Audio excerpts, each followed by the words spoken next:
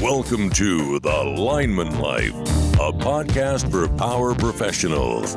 Here's your host, David Spooner. Hello, and welcome back to another episode of The Lineman Life, a podcast about you, the power professionals that keep the lights on.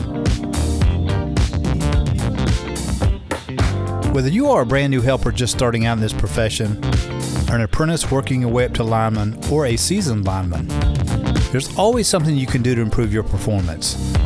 If you want to work safer, learn how to be a better teammate, or be a better leader, there's something for you here.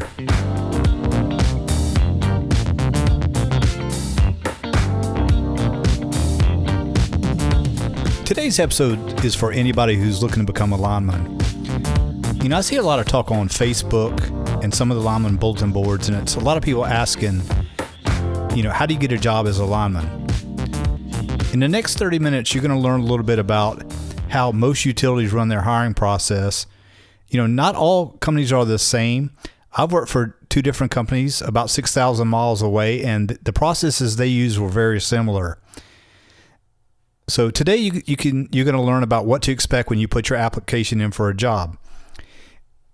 Hopefully the information you receive will increase your chances of getting hired.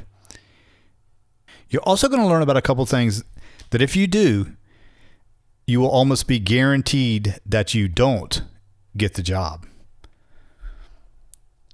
Companies have certain things they're looking for. They also have red flags that they look for.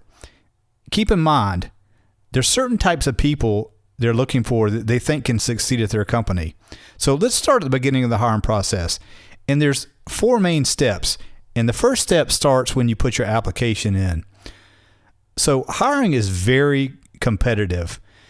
Just to move forward into the latter parts of the hiring process, you're going to have to be selected out of a group of applicants. It's very common to have 100 people apply for one lineman position. Now let me say, when I say lineman, what I really mean is helper, because you're not going to get hired on as a lineman if you have no experience. You're going to be hired as some type of helper, and that is to see if they think you have the aptitude to make it in this profession. And then once you do that, you'll be moved up to you'll be indentured as an apprentice, and then 3 or 4 years, and then you'll be a lineman. So when I've been saying lineman, what I really mean is helper. 100 applicants, that's what I've usually seen when one position comes open. So it's very competitive. So the companies are not going to interview 100 people. They somehow this group has to be weeded down to a more manageable number. So the first step in this process is to make sure that someone selects your application out of that stack of 100 to look at it and move you on to the next step in the hiring process.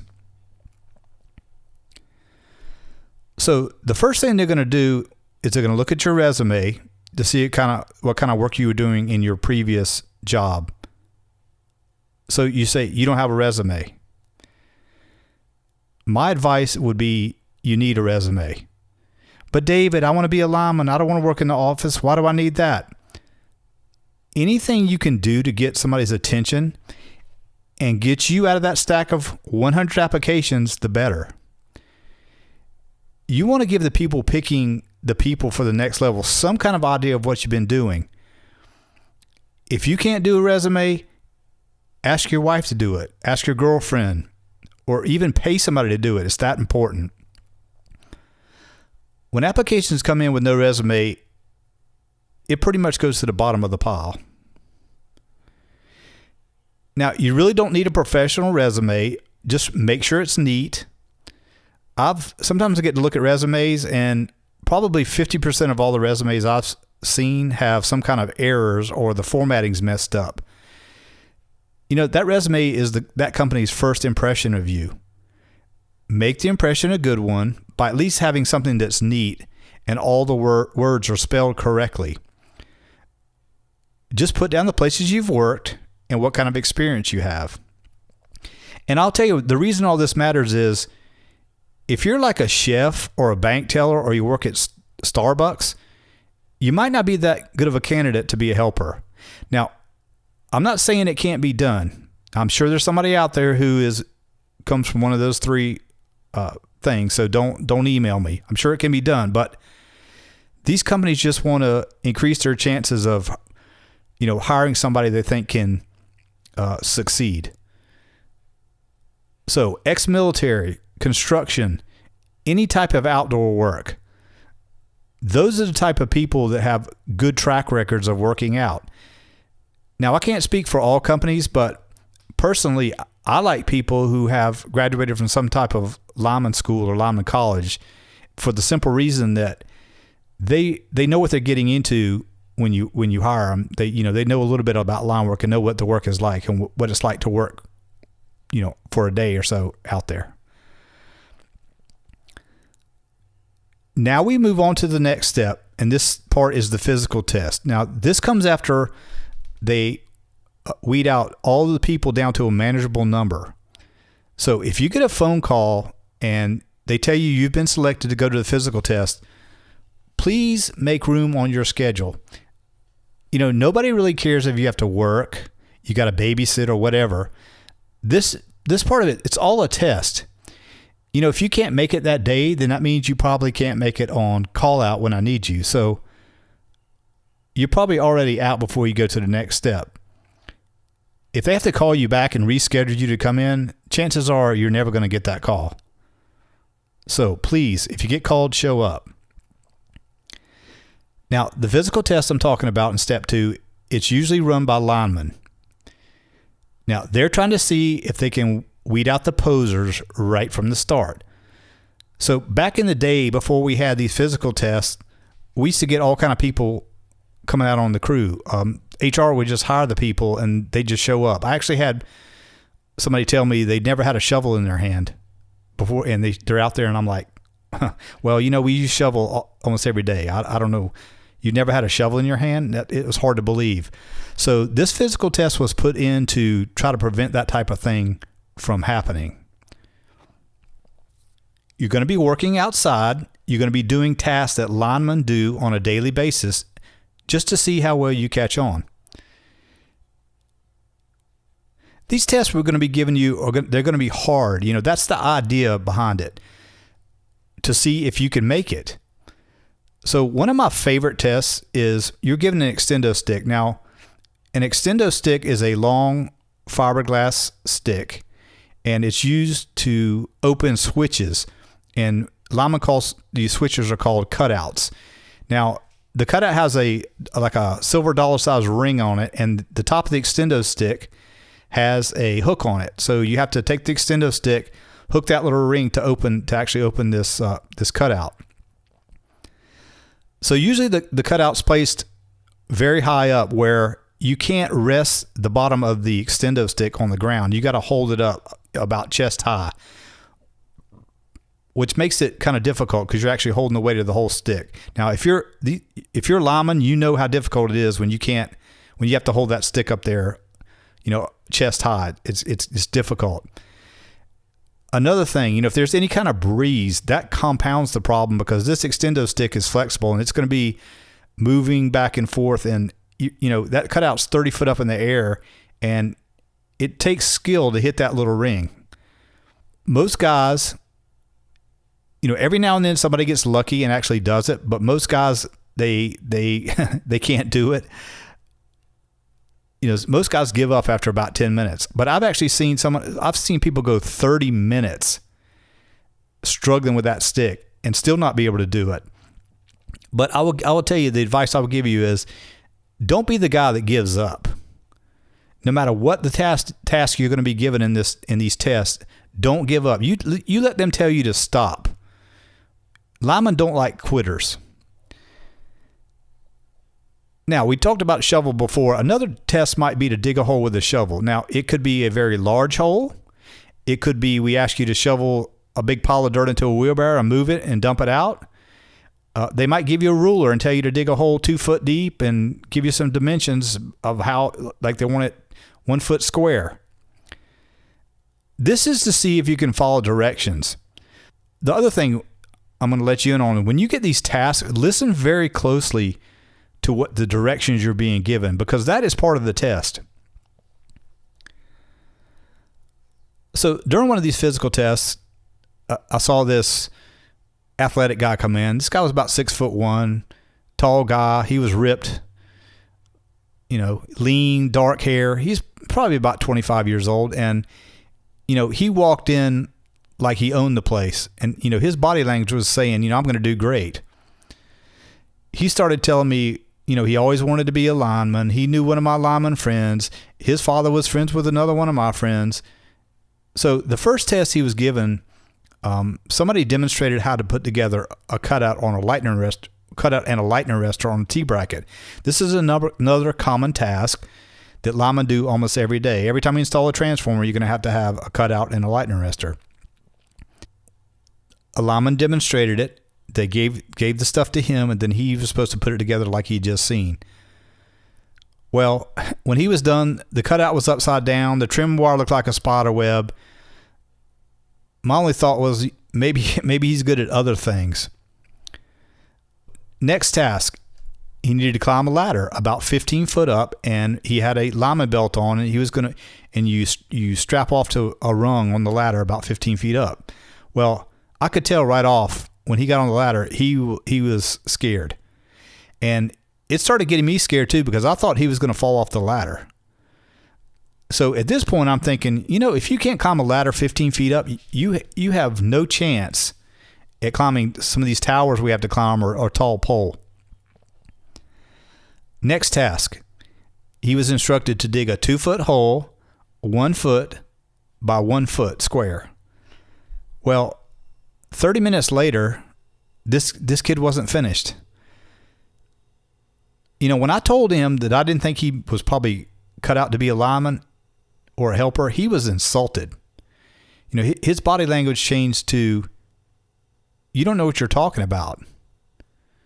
But, we're not going to hire somebody like that. We need people who are going to support us. We don't need somebody we're going to have to take care of for the next 20 years or so. So I saw another kid, and this guy also, he thought he was a shoo-in. He walked in, 10 minutes into the test, he walks up to the supervisor and says, this is not for me. It's not what I thought it was. And he turned around and he walked to his car and he left. Another guy, very heavy-set guy, and this guy was the complete opposite spectrum from the first guy. This guy was about as far away from being athletic as you ever could be. He kind of reminded me of maybe a waiter or something. He didn't say much. He just listened and did what was asked of him. When I first saw that guy, I was thinking, there's no way this guy is going to make it. Well, boy, was I wrong. He caught on to everything. And if he didn't know, he would ask questions. So he could take a shovel. He could dig like a backhoe. We actually gave him a set of hooks, and man, he looked like a squirrel. He was only 2 foot up, but he still looked like a squirrel. He took to it very quickly. And this guy now, he was hired, and this guy's one of the best linemen I've ever seen. So the moral of the story is, these linemen in this physical test, they're not going to be judging you on how you look. They're going to be judging you on how you work. This physical part is about seeing what you're made of. We're going to be working with you for years. If we got to pull your weight, we don't want you. It's that simple. You can be taught how to do line work, but you cannot be taught effort, and you can be not taught how to not give up. So if you're going to the physical test, the advice I'm going to give you is practice a little bit beforehand. Get a shovel, do some digging, climb a ladder, see how high you can go up on the ladder. When you get to the test, don't be cocky. Don't go in there telling them, I know so-and-so and I'm friends with so-and-so. They really don't want to hear that. They're going to be judging you on if you can follow directions, how long it takes you to do these tasks. If you ask questions first or you screw it up and then you ask questions, they want to find out if you're going to stick with it. That's what they want to know. linemen want somebody who they can coach. They don't want somebody who's not going to listen or tell us how to do something. I'll let you in on a little secret about linemen. Most linemen, including myself, we're looking for somebody that works harder than we do. That takes the pressure off of us. That's the guy you want to be in that physical test. Put your head down, listen to what we want you to do, and don't complain, because we have enough complainers already. So hopefully you make it out of this physical test and you're still on the list. So now after this physical test comes step number 3, and this is the interview. This trips up a lot of people. Linemen, people, including myself, we weren't born communicators. We work. We don't talk. But unfortunately, nowadays, it's part of the hiring process. You're probably going to have to go through some type of interview. So here's some keys to getting through this interview process. So let's start at the very beginning when you walk in. Please shake everybody's hand that's in the interview room and tell them your name. Look them dead in the eye and tell them your name. It's just a sign of respect. During this interview, be yourself. Don't try to tell them what you think they want to hear. Tell them what you really think. Most of the people in that room are probably going to be people that have been here for a long time, and they can tell a bullshitter or somebody trying to blow smoke up their ass very quickly. So I wouldn't even try it. So you're going to be asked a series of questions. Try to have an answer for every question. Now, these are not yes or no answers that you're going to be giving. It's going to be a question where you're going to have to give a sentence or something. I saw one person just answer every question yes or no. The whole interview lasted 5 minutes tops. So do you think he got hired? No. The interviewers, they don't want a 15-minute answer. They just want a couple sentences. Remember, tell them what you think, not what they want to hear. Saw another guy come in to an interview. He had a little notebook with him. He sat down. He proceeded to start asking us interview questions before we even began. His interview questions were better than the ones that we had. He was taking notes. I had to stop him and say, excuse me, we're giving the interview here. You'll have your opportunity at the end of the interview that we give to ask your questions. So do you think we hired that guy?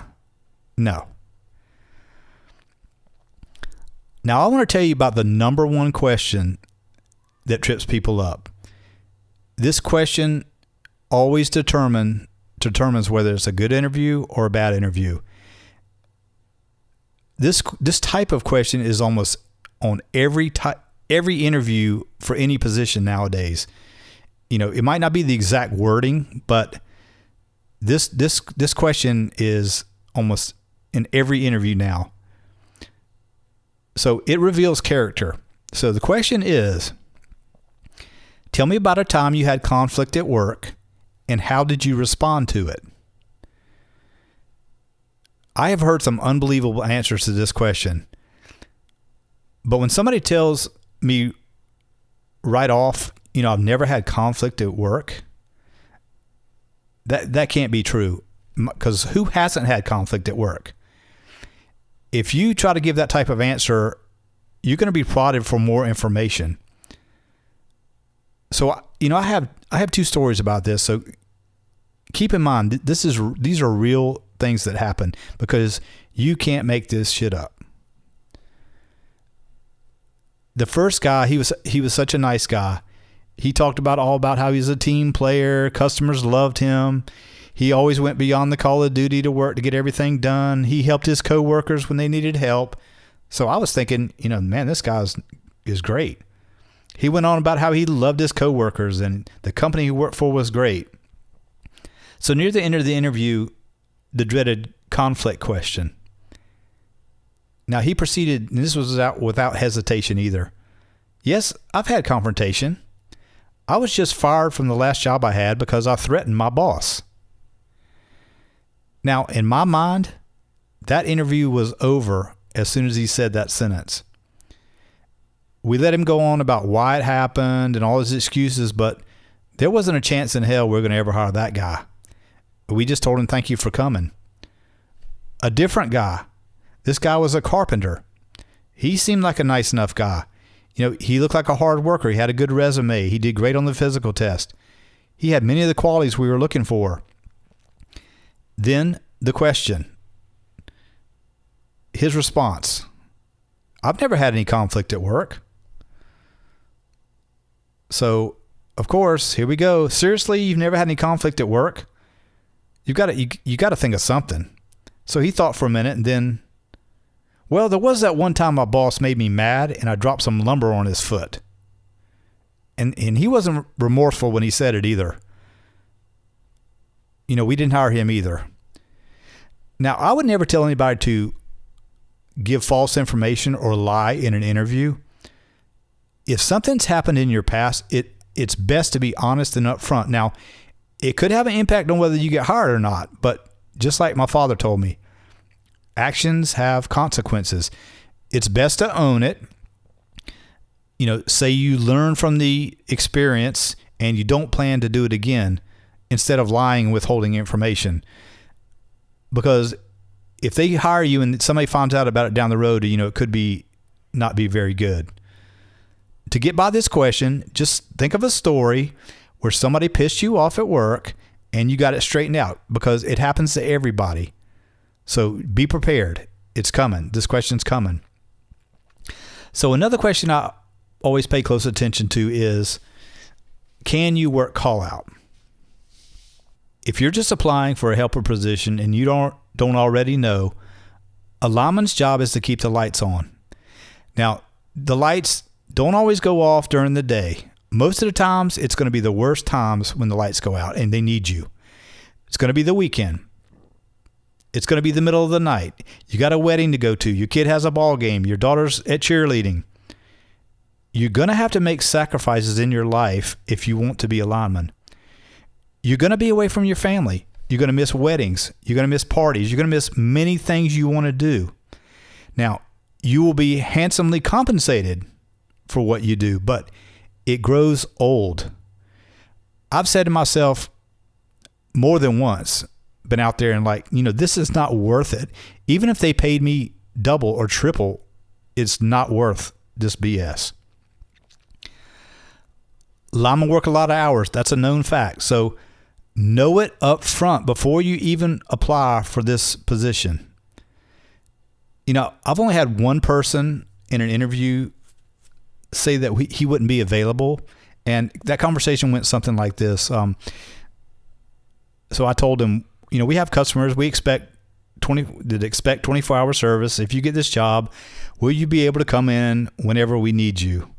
His response was, well, yes, but my wife works too. Sometimes at night. I got kids, so I probably can never come in past about 8 or 9 p.m. Seriously, we're not going to hire. Nobody's going to hire somebody like that. We need you to come on call out. That's part of the job. Every other person that I've ever been in an interview or even heard about in an interview, and this is kind of a joke with linemen, when they ask you, can you work 24 hours a day, 7 days a week? Nobody's going to tell them they can't, when you're wanting a job especially. Most linemen work a lot of call out, but after a while, it begins to slow down because it like I say, it does get old. Many companies nowadays have problems getting people on call out. They had they had the same problems 20 years ago, like on a holiday weekend or whatever. And some of those things still go on today. What you got to remember is we have customers and we have a responsibility to those customers to keep the lights on. Going back to talking to you guys who are looking to be, a helper to make a lineman one day, my advice to you is if you don't want to work overtime, this profession is definitely not for you. Okay, so hopefully you made it to the last step number 4. You've been through the physical test. You got your application picked out of the 100. You went through the physical test. You passed that. You went into the interview. This company decides they want to hire you. So you jumped through all the hoops and you finally made it. Well, if you don't know it already, utilities do drug screens because they don't want anybody out there working on high voltage that's under the influence of any kind of drugs. Sadly, you would think people would know this and they would, lay off it 30 days before they get hired or whatever, but unfortunately, that's not the case. Some people can't make it through this last step. So don't be that guy. So enough said about that subject. Let's wrap it up. If you want to be a helper, to be able to one day be a lineman, keep in mind the following. 1, start with a simple resume of your accomplishments. Nice, neat, all the words spelled correctly to get you out of that stack of 100 applications. Number 2, in the physical test, listen to the task that's being given you. Try to do it to the best of your ability. Don't quit and don't give up. In the interview, number 3, in the interview, be yourself. Don't tell me what you think I want to hear. Be honest and upfront. And have an answer to that question about conflict. I can almost guarantee you that one's going to come up. So I'll tell you good luck. Being a lineman can be a great life. We get to help people. We get to go to many great places. And we get to make good money to support our families. Now keep in mind, it's not for everybody. It takes a special breed to be a lineman. And not everybody can make it. But if you want to do it, I say go for it. If you pass all these tests and you make it, you won't be sorry.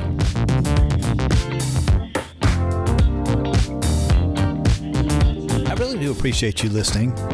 Head over to my website, thelineman.life. There you can send me an email. You can rate the show or share an episode with your friends. You can find the show notes there as well. It's all on the website. Until next week, this is David Spooner saying, aloha from the Big Island of Hawaii.